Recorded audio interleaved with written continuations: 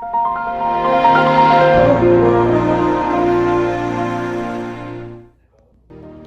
guys, welcome back to a new series I'm doing. We're basically going to be reviewing all of my phones in my collection and showing them off and reviewing their basic functionality. And today we're going to be reviewing this vintage Motorola DROID2 Global from 2010. Now it's time to look at the actual device.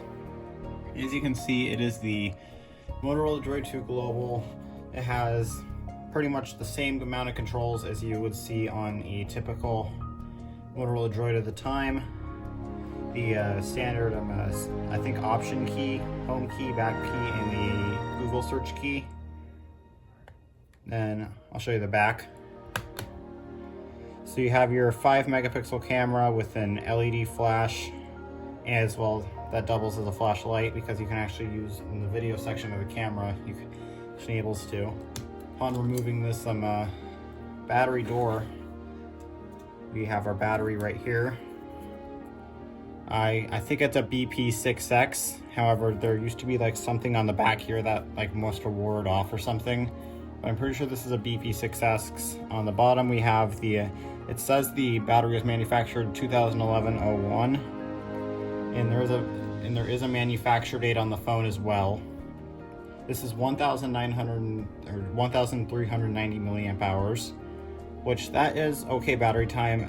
Last night there was a tornado warning and I just ran up here to get the charger and it did charge okay at an okay speed. It is also 3.7 volts.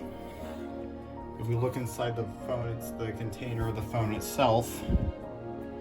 Probably can't see it very well, but it says this is from September of 2011. And what's interesting about this CDMA phone that makes it different from other CDMA phones is this one actually has a SIM slot, but I'm not going to take it out. I do have this because sometimes it has trouble reading it. But I am going to make a short then. I did make a short showing it. And then we have our 4 gigabyte SanDisk microSD SDHC. This is what was in it when I got it. It does not come with a 4 gig. I believe it comes with an 8 gig. But this is just what was in it when I got it, and for some reason it was, everything on it was corrupted, so I wiped it and now it's all good. And it was used temporarily for a Linux boot drive. And yeah, that's pretty much it. So we'll pop our battery back in, and by the way, this is metal. This is not that plastic that you see on the back of newer phones such as the Motorola Droid Bionic has a plastic back.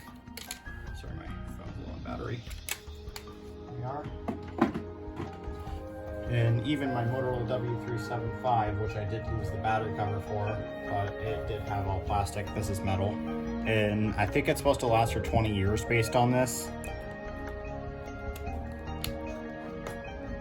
Oh, it's already turning on and I have no idea how I did that, so I'm going to press something. Right here we have our focus. We have our USB input-output terminal, as well as a charging light next to it. Bottom side we have our microphone. Right side we have a camera key, but I don't know if you can actually launch the camera with this key. And then we have our volume keys. Alright, and then now that we have the phone on, we can take a look at the UI itself. So we'll get a slide to unlock like this, and we're on the desktop. So first I'll press the option key, see what you get on the desktop. So you have add, you can add all kinds of, so I can add shortcuts, folders, wallpapers. I'm just gonna, so Motorola widgets, you have your pretty much basic everything, and including weather, which does still work. It surprisingly still works. It even displays the correct temperature. I do have a LG Ally that does also have a weather widget. However, it displays always in 0 degrees.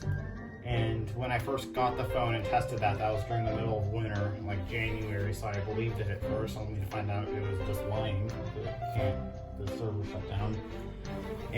But yeah, this one surprisingly still works. And you do also have a world clock.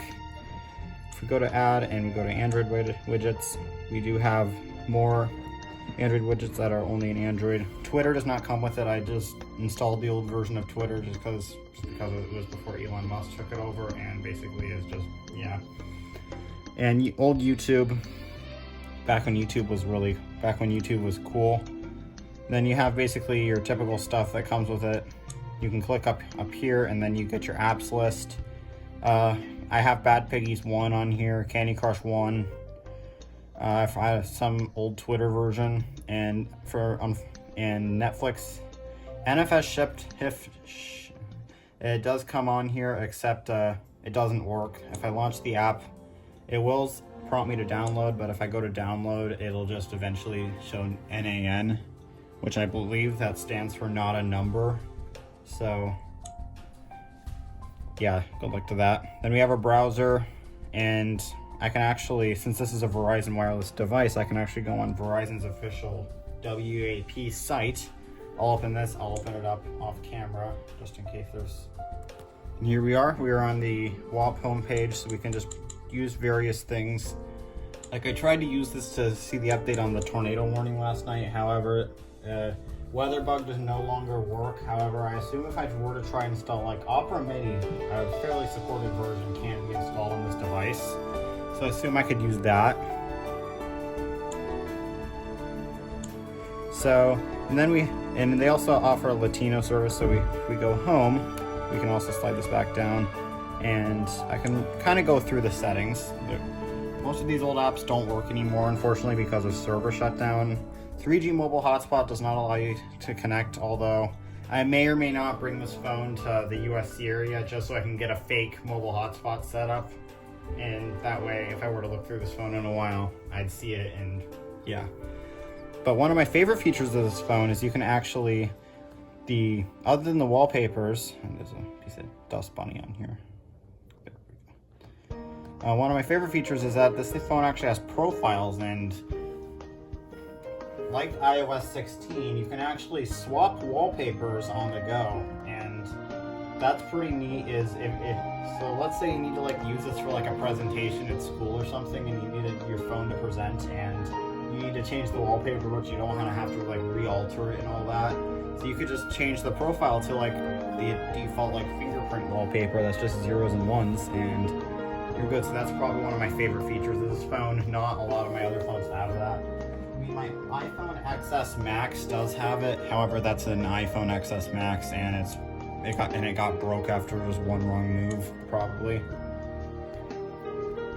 Music, I love the music app on this phone because you can actually change. Here, I'll open it up. Yes, you can actually change all kinds of stuff. Like you can like it has presets, but you can also change it custom. You can even change the surround sound as well as the equalizer. It's for some reason they automatically set it to maximum bass. I guess just so people who use this phone can get the best bass, I guess. I don't know. But you can also change it to many other stuff like balanced and treble boost and vocalizer and all that. That's why I like the music player. Unfortunately, when I do connect wireless earbuds to it, it does play at a very low volume, but on wired headphones it plays great. Or we have our camera, which I'll open that up. So as you can see, we have 2,450 photos available. Yeah, these are the video resolutions you can pick from: 720 by 480, 640 by 480, and 352 by 288, and 320 by 240. So you can actually record an interlaced video on this phone, which is pretty cool because it can actually sometimes look better. No, wait, it can actually kind of look more smooth than a standard video, because many old handy cams at the time used to record an interlaced video, including this like Hitachi camera from 1995 can record interlaced video, and it actually looks pretty good. And of course the camera can shoot up to 5 megapixels. Car dock, and you can also manage your SIM card because this is one of the few phones I have that has a SIM card. You got Quick Office, and basically your basic Android apps. And that's pretty much it for the Motorola DROID2 Global. So thank you guys so much for watching, and I'll see you again in the next one. In the next video, I'm going to be reviewing one of my older LG chocolate devices, showing you what I could still do on this maybe. And for now, see you again in the next one.